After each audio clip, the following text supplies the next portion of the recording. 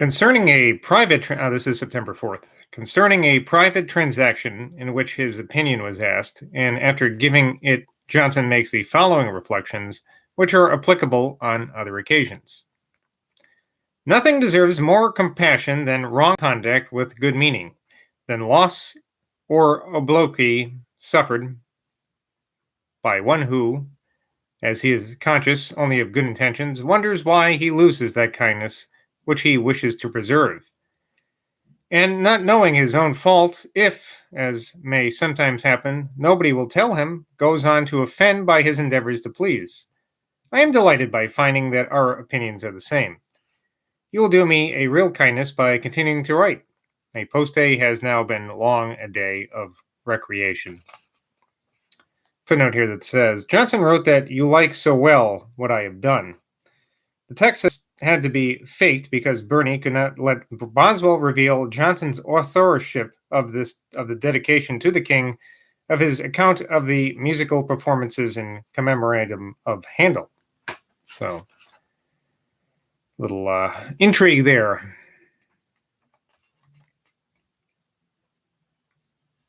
So this is something Johnson wrote that he's talking about, and Burney did not want Boswell to know that he wrote it. I wonder if he ever found out. November 1st. Our correspondence paused for want of topics. I had said that what I had to say on the matter proposed to my consideration, and nothing remained but to tell you that I waked or slept, that I was more or less sick. I drew my thoughts in upon myself and supposed years employed upon your book. That your book has been delayed, I am glad, since you have gained an opportunity of being more exact. Of the caution necessary in adjusting narratives, there is no end. Some tell what they do not know, that they may not seem ignorant, and others from mere indifference about truth. All truth is not, indeed, of equal importance, but if little violations are allowed, every violation will in time be thought little, and the writer should keep himself vigilantly on his guard against the first temptations to negligence or supineness. I had ceased to write because respecting you I had no more to say, and respecting myself could say little good. I cannot boast of advancement, and in cases of convalescence, it may be said, with few exceptions, non progredi est regredi. Not to make progress is to go back. I hope I may be accepted. My great difficulty was my sweet Fanny, the celebrated Miss Fanny Burney, who, by her artifice of inserting her letters in yours, had given me a precept of frugality which I was not at liberty to neglect. And I know not who were in town under whose cover I could send my letter. I rejoice to hear that you are all so well, and have a delight particularly sympathetic to the recovery of Mrs. Burney.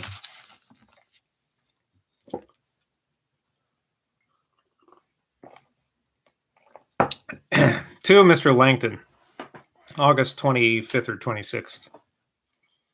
The kindness of your last letter and my omission to answer it begins to give you, even in my opinion, a right to recrimate and to charge me with forgetfulness of the absent. I will therefore delay no longer to give an account of myself, and wish I could relate what would please either myself or my friend. On July 13th, I left London, partly in the hope of help from new air and change of place, and partly excited by the sick man's impatience of the present. I got to Lichfield in a stage vehicle, with a very little fatigue, in 2 days, and had the consolation to find that since my last visit, my 3 old acquaintances are all dead. July 20th, I went to Ashbourne, where I have been till now. The house in which we live is repairing. I live in too much solitude and am often deeply dejected. I wish we were nearer, and rejoice in your removal to London. A friend at once cheerful and serious is a great acquisition. Let us not neglect one another for the little time which Providence allows us to hope. Of my health I cannot tell you what my wishes persuaded me to expect, that is much improved by the season or my remedies. I am sleepless, my legs grow weary with a very few steps, and the water breaks its boundaries in some degree. The asthma, however, has remitted.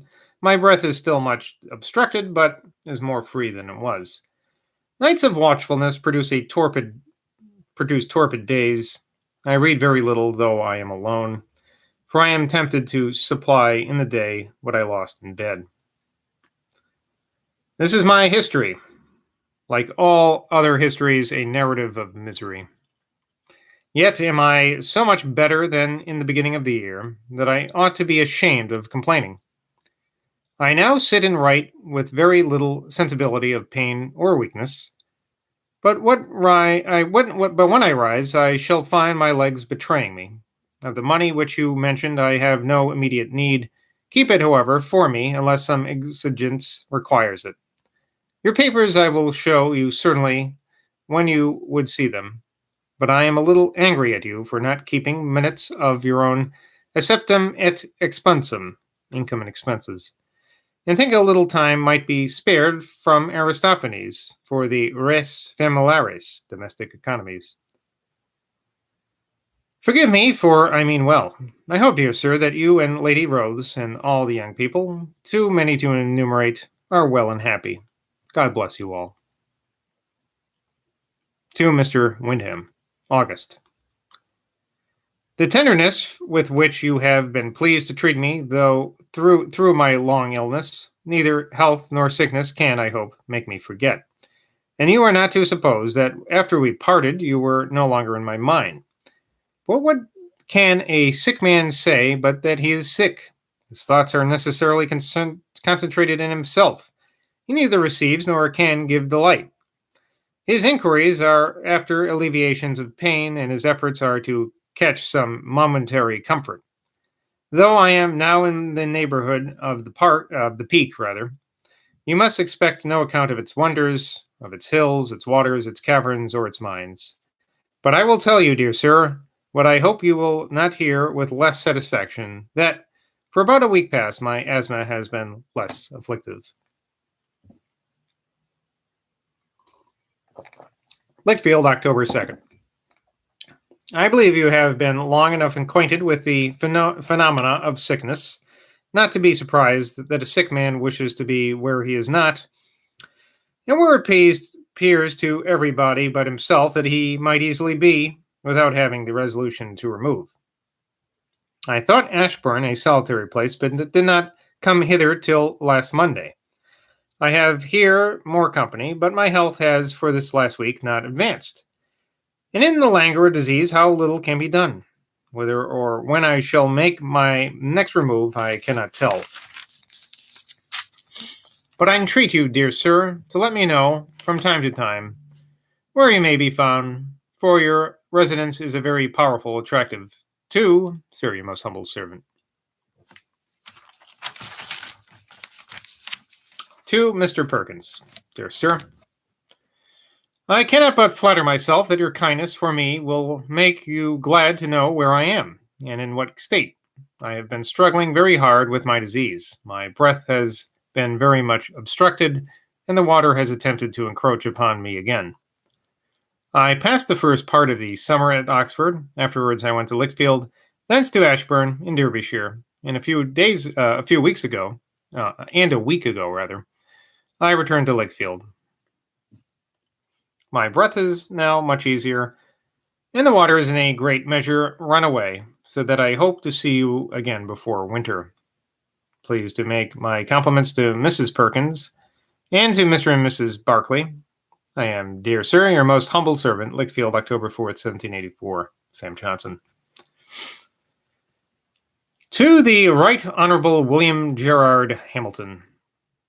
Dear sir, considering what reason you gave me in the spring to conclude that you took part in whatever good or evil might befall me, I ought not to have omitted so long the account which I am now about to give you.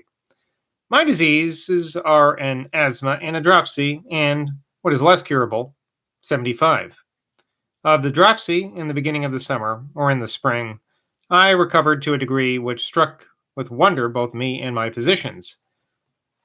The asthma now is, or was, likewise for a time very much relieved. I went to Oxford, where the asthma was very tyrannical, and the dropsy began again to threaten me. But seasonable physic stopped the inundation. I then returned to London, and in July took a resolution to visit Staffordshire and Derbyshire, where I am yet struggling with my diseases. The dropsy made another attack and was not easily ejected, but at last gave way. The asthma suddenly remitted in bed on the 13th of August, and, though not very oppressive, is, I think, still something gentler than it was before the remission. My limbs are miserably debilitated, and my nights are sleepless and tedious. When you read this, dear sir, you are not sorry that I wrote no sooner. I will not prolong my complaints. I hope still to see you in a happier hour to talk over what you have often talked, and perhaps to find new topics of merriment or new incitements to curiosity. I am, dear sir, etc. Lichfield, October 20th, 1784. Sam Johnson.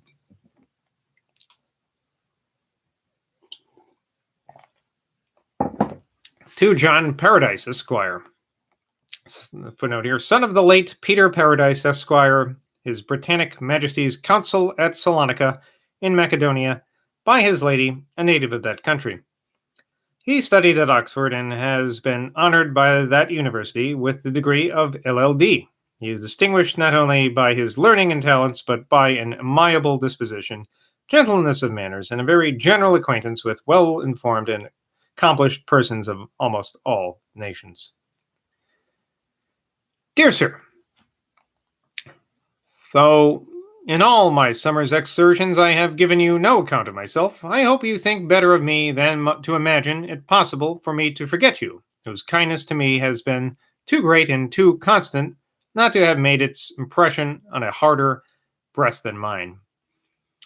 Silence is not very culpable when nothing pleasing is suppressed. It would have alleviated none of your complaints to have read my vicissitudes of evil. I have struggled hard with very formidable and obstinate maladies, and though I cannot talk of health, think all praise due to my Creator and Preserver for the continuance of my life. The dropsy has made 2 attacks and has given way to medicine. The asthma is very oppressive, but that has likewise once remitted.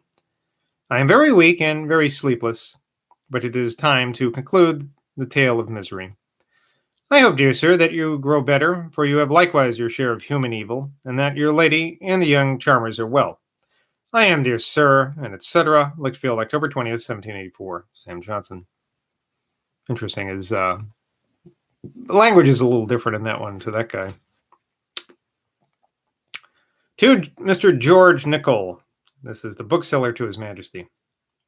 Dear sir, since we parted, I have been much oppressed by my asthma, but it has lately been been less laborious.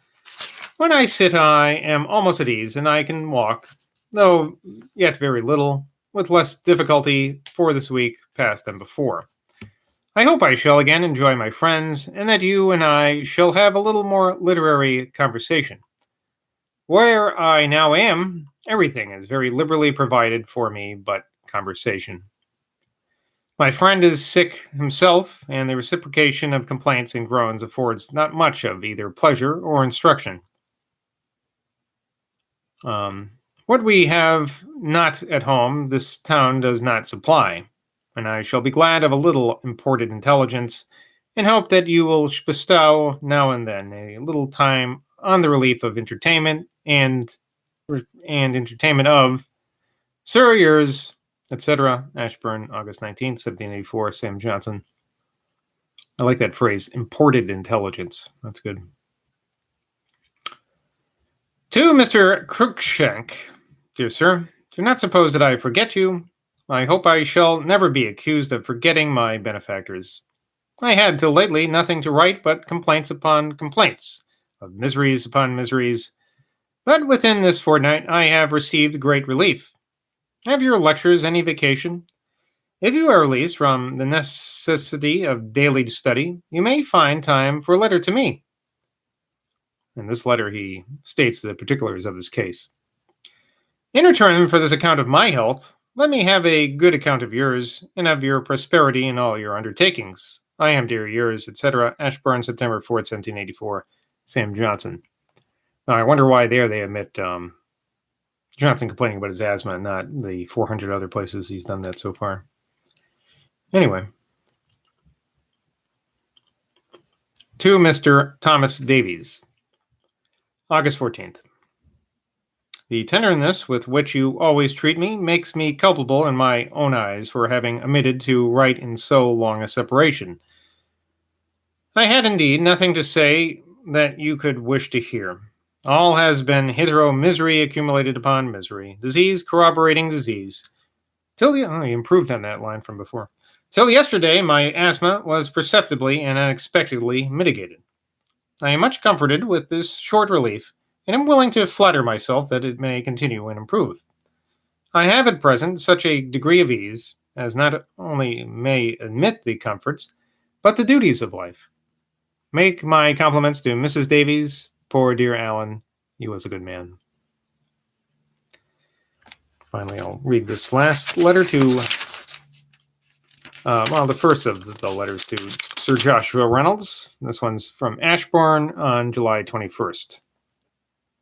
Now, if I was Boswell, I would have put these in, it's rather than by person, which I think is going on here, I would have put them by months, but yeah. Ashburn, July 21st. The tenderness with which I am treated by my friends makes it reasonable to suppose that they are desirous to know the state of my health, and a desire so benevolent ought to be gratified. I came to Lichfield in 2 days without any painful fatigue, and on Monday came hither, where I propose to stay and try what air and regularity will effect. I cannot yet persuade myself that I have made much progress in recovery. My sleep is little, my breath is very much encumbered, and my legs are very weak. The water has increased a little, but has again run off. The most distressing symptom is want of sleep. I'll read this other one too. August 19th. Having had since our separation little to say that I could please you or myself by saying, I have not been lavish of useless letters, but I flatter myself that you will partake of the pleasure with which I can now tell you that about a week ago I felt suddenly a sensible remission of my asthma, and consequently a greater lightness of action and motion. Of this grateful alleviation I know not the cause, nor dare depend upon its continuance, but while it lasts I endeavor to enjoy it, and am desirous of communicating, while it lasts, my pleasure to my friends. Hitherto, dear sir, I had written before the post, which stays in this town but a little while, brought me your letter. Mr. Davies seems to have represented my little tendency to recovery in terms too splendid. I am still restless, still weak, still watery, but the asthma is less oppressive. Poor Ramsay. On which side soever I turn, mortality presents its formidable frown. There's a footnote here that says this is Alan Ramsay, Esquire, painter to His Majesty, who died August 10th, 1784, in the 71st year of his age, much regretted by his friends. I left 3 old friends at Lichfield when I was last there, and now find them all dead. I no sooner lose sight of dear Alan than I am told that I shall see him no more. That we must all die, we always knew. I wish I had sooner remembered it. Do not think me instructive or importunate. Do not think me intrusive or importunate if I now call, dear sir, on you to remember it. And I hope you remember you'll die someday. And maybe we'll have more talk about Johnson's asthma tomorrow. Isn't that exciting? His dropsy, water he's got. Fun stuff. Till next time, bye from Boswell.